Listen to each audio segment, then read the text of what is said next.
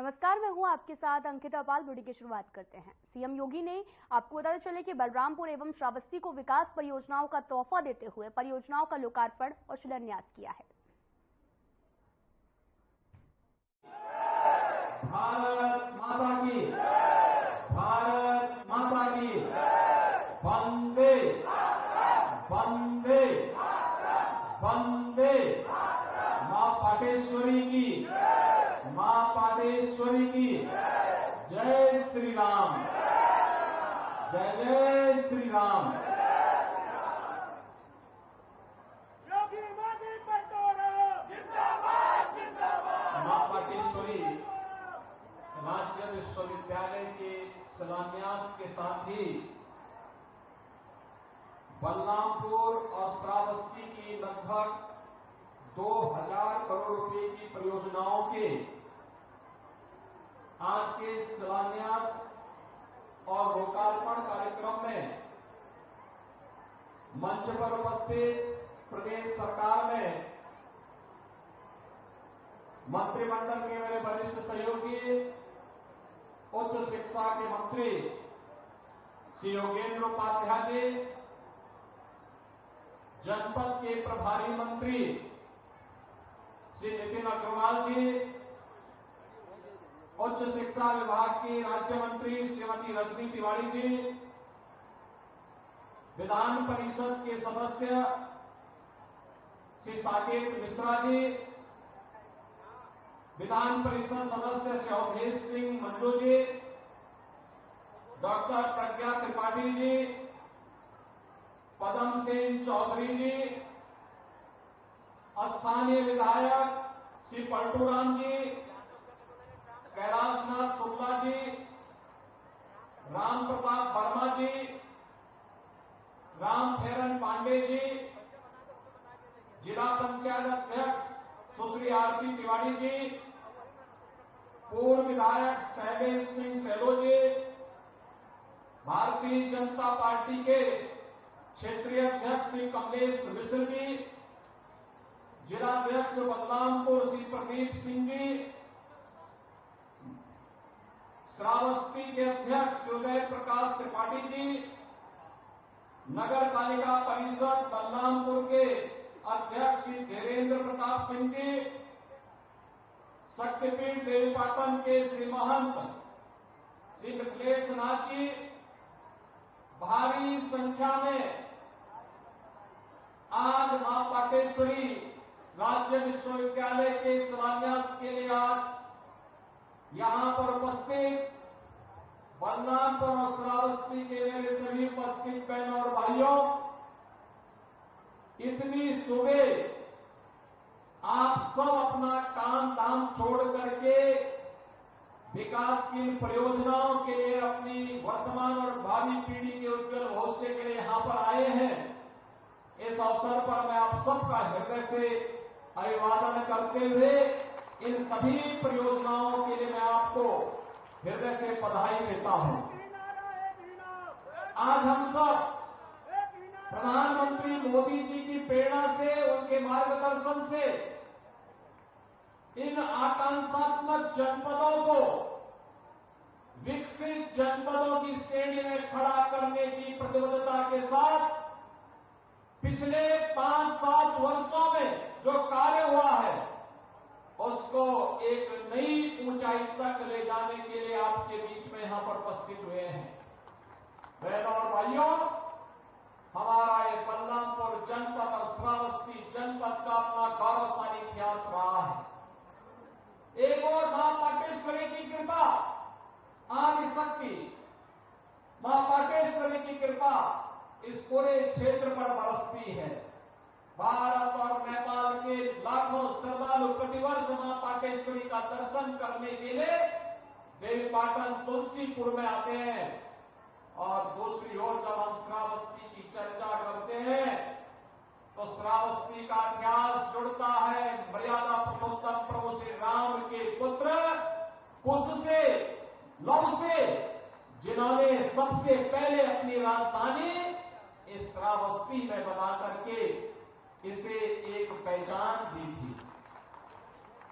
कौन नहीं जानता है कि श्रावस्ती भगवान बुद्ध ने एक संन्यास जीवन के सबसे अधिक चतुर्मास के शिलान्यास किया है।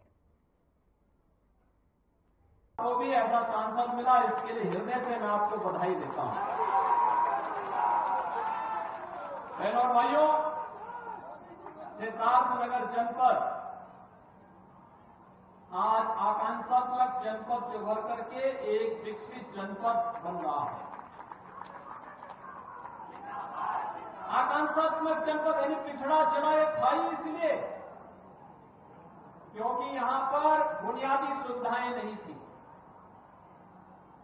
शासन की गरीब कल्याणकारी योजनाओं का लाभ किसी गरीब को नहीं मिल पाता था।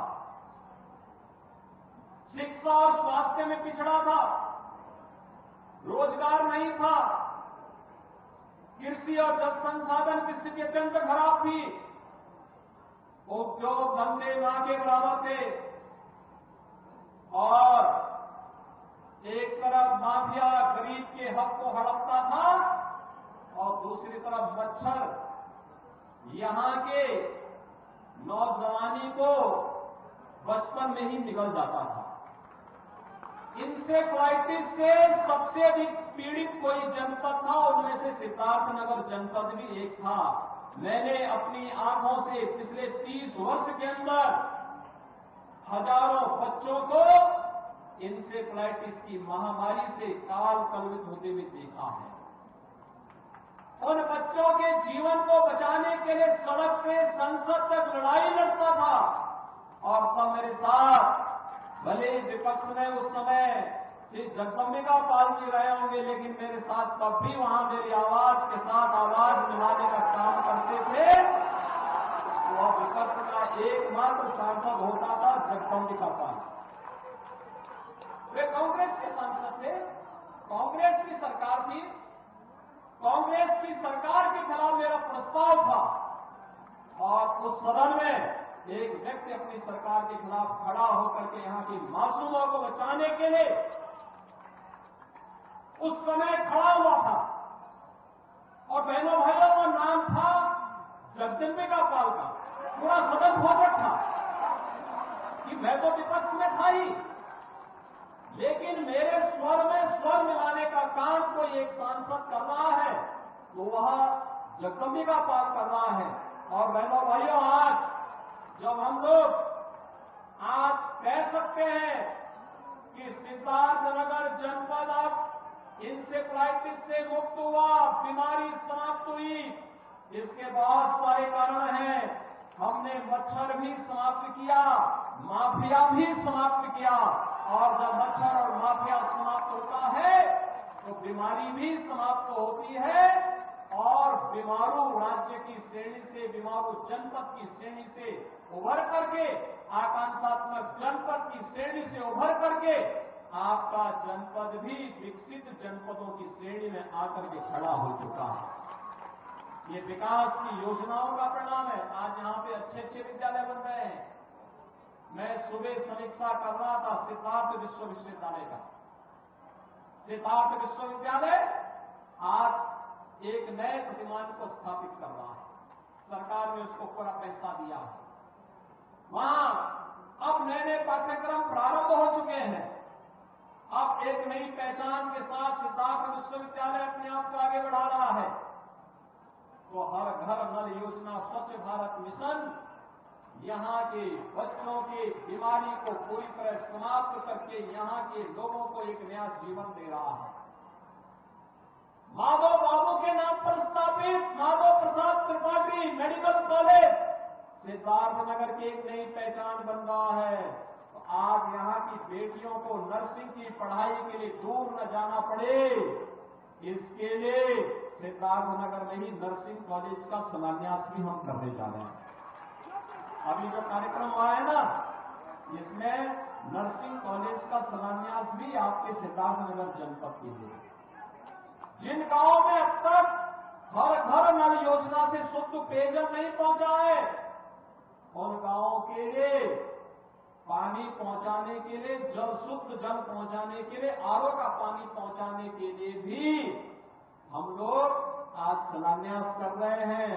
और जहां कनेक्टिविटी से नहीं जुड़ पाया उन गांवों को कनेक्टिविटी के साथ जोड़ने के लिए आए हैं।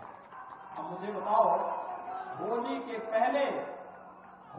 पहले 1900 करोड़ रुपए का उपहार एक बार फिर से सिद्धार्थनगर जनपद वासियों को प्राप्त हो रहा है। इसके लिए बधाई, आप सबको बधाई, पूरे सिद्धार्थनगर वासियों को बधाई। बहनों भाइयों, आज हमारा भारत बदल चुका है। तो बढ़ते आगे, हमारी टीम मध्य प्रदेश के श्री पीताम्बरा पीठ दतिया पहुंची, जहां पर पीताम्बरा पीठ के योग्य विद्वान पुजारी डॉक्टर कमलेश दुबे से खास बातचीत की गई है।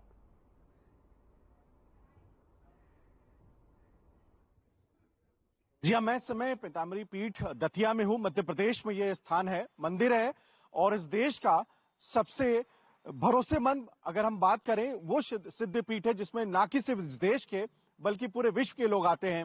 और 2014 के बाद जब आदरणीय प्रधानमंत्री जी ने सनातन धर्म के प्रति और हिंदू धर्म के प्रति जो आस्था उन्होंने दिखाई थी और लोगों ने जिस प्रकार से उसको फॉलो किया था, आज आप उसका सजीव कहीं ना कहीं उसका आप उदाहरण देख सकते हैं कि पूरे देश में लोग सनातन धर्म के प्रति कहीं ना कहीं उनका झुकाव और बढ़ता जा रहा है। और इसी संदर्भ में आज हमारे साथ एक यहाँ के मुख्य पुजारी हैं, हम उनसे बातचीत करेंगे।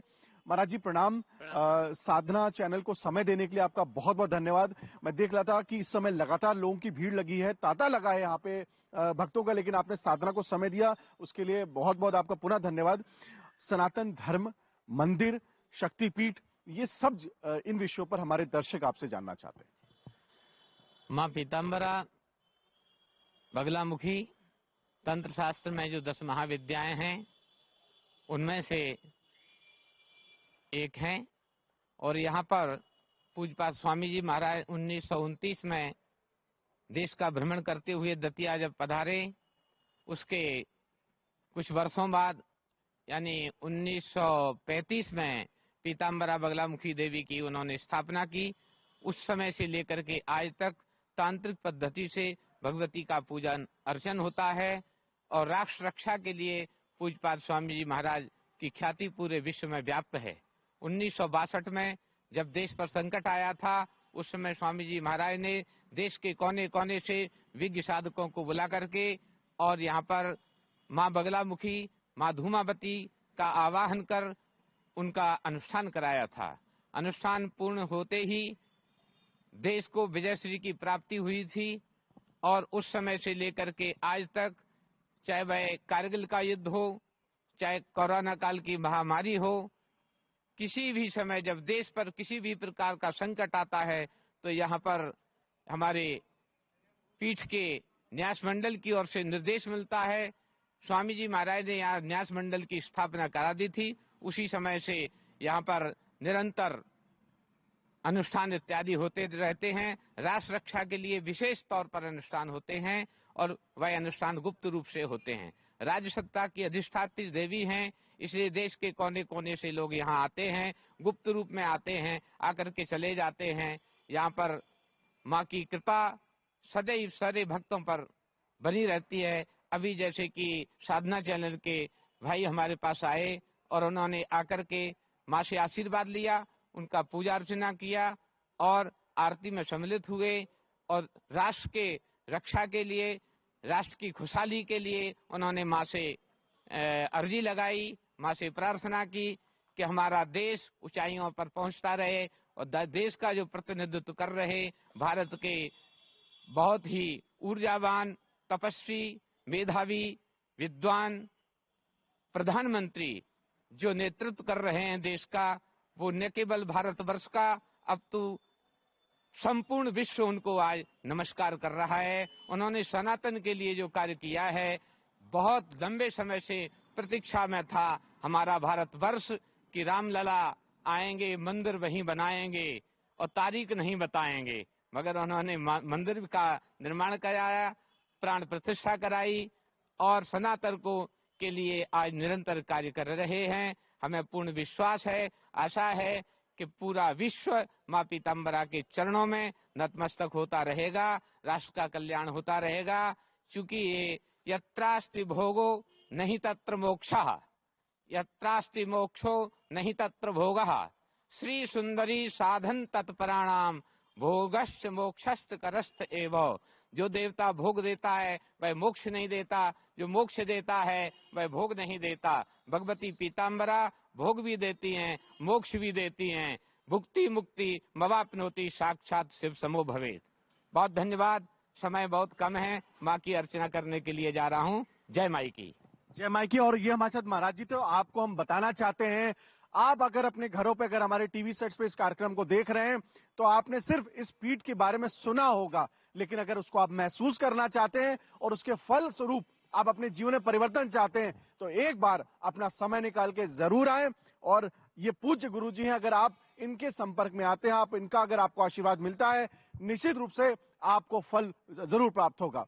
दतिया से मैं वीडियो जर्नलिस्ट रमेश जोशी के साथ ब्रिजमोहन सिंह रघुवंशी, साधना चैनल के लिए।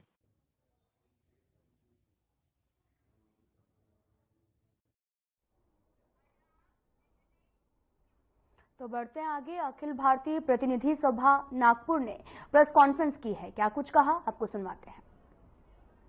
प्रतिनिधि शाखा में से चुने जाते हैं। संघ में एक प्रतिज्ञा का कार्यक्रम होता है। 18 साल की आयु के 18 से ऊपर ऐसे संघ स्वयंसेवक जो जीवन भर संघ कार्य में करूंगा ऐसी प्रतिज्ञा लेते हैं।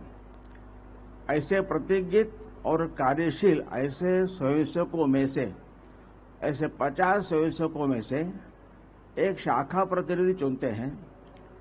ऐसे 40 शाखा प्रतिनिधि में से फिर एक अखिल भारतीय प्रतिनिधि हर 3 साल के लिए चुने जाते हैं। ये संघ का चुनाव का वर्ष है। ऐसे 203 प्रतिनिधि, जो नाम है अखिल भारतीय प्रतिनिधि सभा, तो 203 अखिल भारतीय प्रतिनिधि जो सारे भारत के शाखाओं से चुने गए हैं, जैसे यहां पर रहेंगे। एक संघ की रचना में प्रांत संघचालक, प्रांत कार्यवाह, प्रांत प्रचारक, उनके सहायक ऐसी रचना है जिनको अखिल भारतीय कार्यकारी मंडल कहते हैं। ऐसे अखिल भारतीय कार्यकारी मंडल के मेंबर्स 435 हैं। फिर प्रत्येक ऐसे 45 प्रांत संघ दृष्टि से है। प्रत्येक प्रांत के शारीरिक, बौद्धिक, व्यवस्था, सेवा, संपर्क, प्रचार, प्रचारक ऐसे जो कार्य विभाग है उनके प्रमुख भी सारे देश यहां पर आते हैं। इनकी संख्या करीब 300 है। संघ के स्वयंसेवक समाज जीवन के विविध क्षेत्रों में जो राष्ट्र जागरण का कार्य करते हैं, ऐसे 35 से अधिक संगठन काम करते हैं। तो ऐसे संगठनों के भी कुछ कार्य, करीब 300 कार्यकर्ता यहां अपेक्षित है। ऐसे कुल 1500 की संख्या होती है। वो सारे में जो विविध संगठनों में जो महिलाएं सक्रिय है, प्रमुख स्थान पर वहां काम कर रही, ऐसी करीब 44 महिलाएं भी इस बैठक में अपेक्षित है।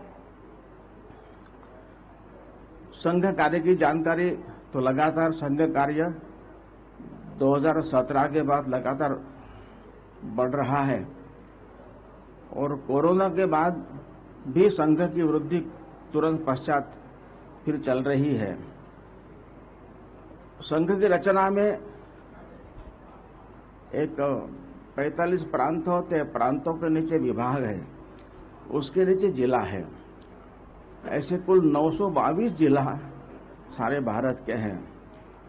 तो करीब 99% जिलों में संघ का कार्य है, जिनको हम तहसील या डेवलपमेंट ब्लॉक कहेंगे।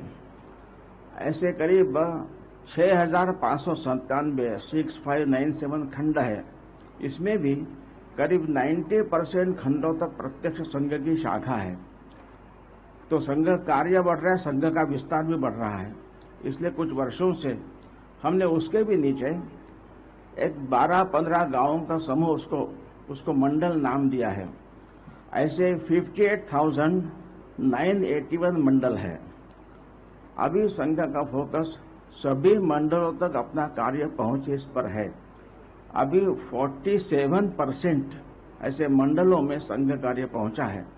बाकी शेष मंडलों में इस आने वाले 1.5 वर्ष में हम कार्य पहुंचाने का हमारा प्रयत्न रहेगा। दैनिक चलने वाली शाखाएं अभी 73,117 इतनी है। 73,177।